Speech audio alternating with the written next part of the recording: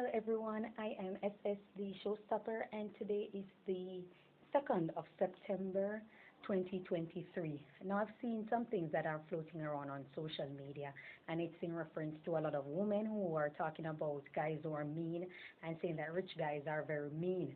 So you have to stay away from rich guys a lot of times because they're very mean, they don't give women things, a poor man more likely to give you and all of these good stuff. And they're also cautioning women and saying, talking about high value men and the determining factors of a high value man and stuff like that. And that women need to be careful of what they are looking for because a lot of guys out there who are rich are guys that who are very mean and stuff like that and so forth. Now I just want to say this. How a person is raised have a lot to do with who they will become in the future. I repeat, how a person was raised, meaning that their parents, if they had any immediate parents, if they were from a nuclear family, if the persons who they encounter with growing up, their environment, other persons who they have met and other people, relationship or family that they've experienced or were associated with contribute to who they are as an adult. Now, hypergamy still exists, whether we like it or not, or whether you like it or not. Hypergamy still exists. Hypergamy is a society in which a woman is taken care of by her husband. She dates up, she marries up. So if she's a poor woman or if she's a rich woman, best believe that the man that she's going to marry is someone who is of higher or upper echelon or doing very well financially. So he's in a position to take care of her. It exists in every culture, not only in the Western world, it exists in the Eastern side of the world also. The most remote region in the world, if you're going to take that person or that woman to be your wife, you have to bring something to the table, to the family. If it's even a goddamn stool, you have to bring it as a representation that you have something or you are in possession of something. Some families want animals, livestock, they want all sorts of things as evidence that you're in a position to take care of their daughter, or else you will simply not get her hand in marriage.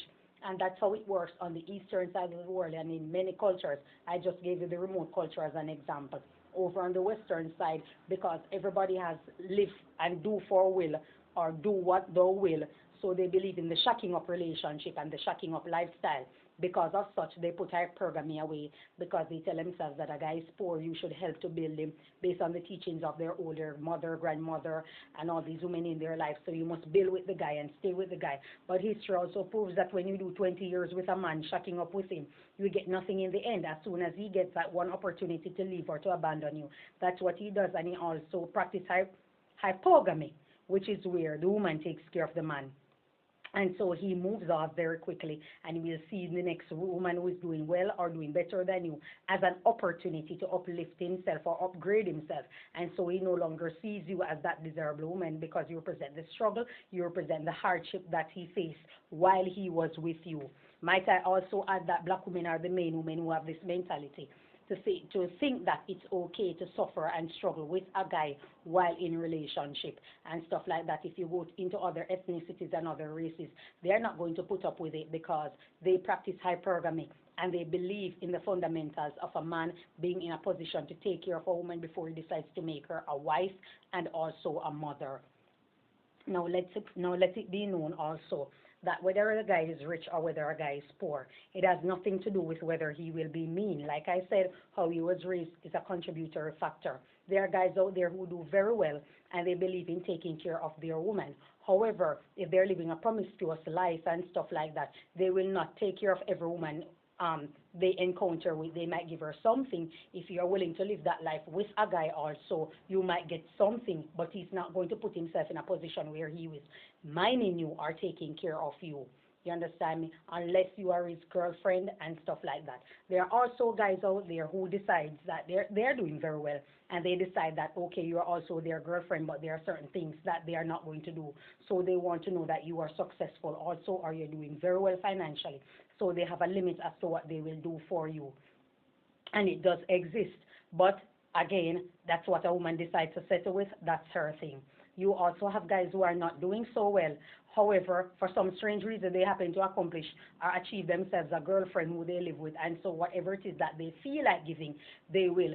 And if they don't feel like giving, they simply won't. They won't feel that will to drive to move to higher heights, to take care of himself and take care of that woman because that woman is already playing a wife role as a girlfriend, shacking up again with the shacking up culture and stuff like that. So you see, women, you are basically the contributor factor to the nuances that centers around whether a guy gives you something, whether a guy takes care of you. Because if all women should hold on to the notion that I'm not going to live with a guy or I'm not going to shack up with a guy and play a certain role, a wife role, doing wifely duties for a guy who has not put a ring on my finger and make it a legal union and a moral union that's binding, then you decide that you're going to shack up with him, then you have to just live with the consequences of what it comes with.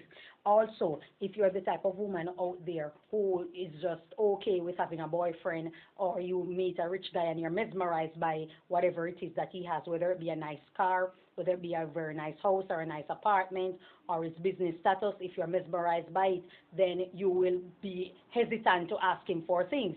You'll be hesitant or lay back out there and so forth. So these are the things that women do.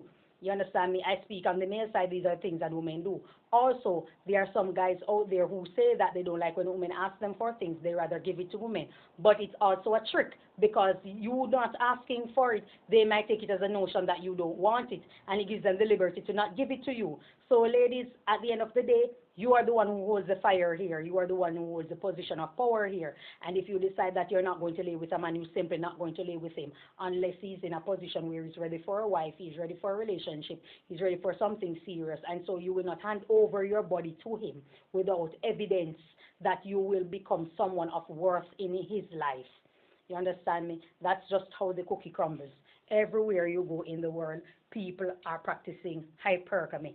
And everywhere in the world you go, you will find these nuances around relationship. But women also contribute to it.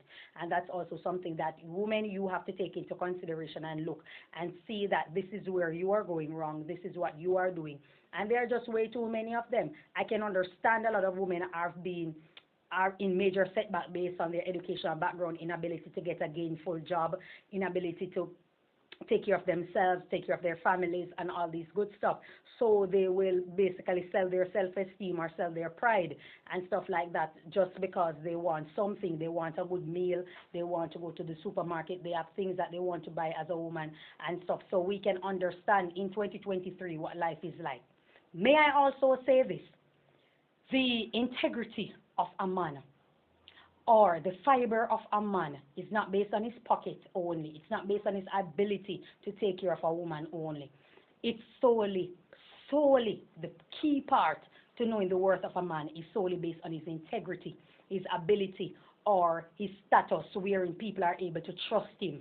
People find him reliable. Not that you call him every 5 minutes and he's available. I'm using hyperbole, but at the same time, there are people who will believe that a reliable person is a person that you will call all day, every day, and they are available.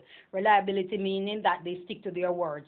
A person who is not deceitful, a person who is not a liar, a person who won't say one thing and then it is something else, a person who you can trust, you can respect, a person who puts themselves out there in a position where they respect themselves, and so they seek that kind of respect from women and also from their partner. That's the only way you can know a high value man, because a lot of women keep speaking on guys who are high value from guys who are not low value, and most of the time it's based around money. It's not that. It's based around his intelligence, his wisdom, how he carries himself, how he respects himself.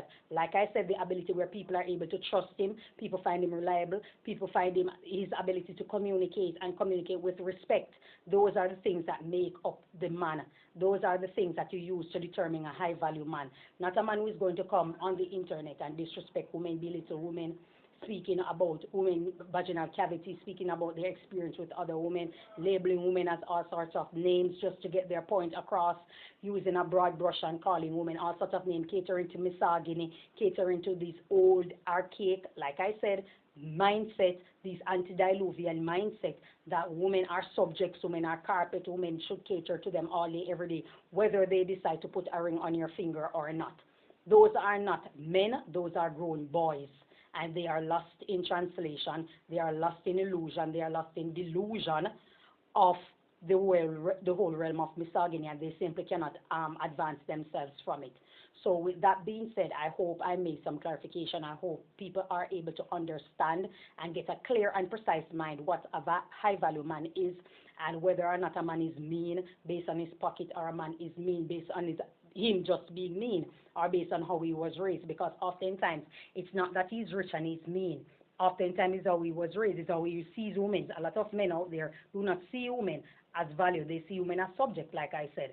You understand me? And so they just don't consider a woman worthy to get their things unless you decide to breed for them, as many have said, or you decide to shack up for them, shack up with them, where you're cooking, cleaning, doing all these kind of things.